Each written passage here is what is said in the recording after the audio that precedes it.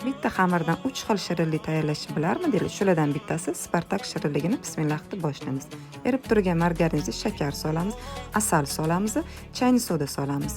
Chayni soda solganimizdan keyin yaxshilab ko'pirib ketadi. Ko'pirgan massamizni o'chiramiz.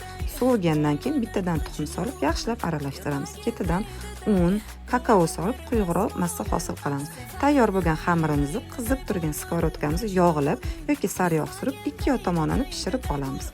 Pishgan korjlarimizni chetlarini bir xil qilib tekis kesib olamiz. Kremiga men morojniy krem tayyorladim.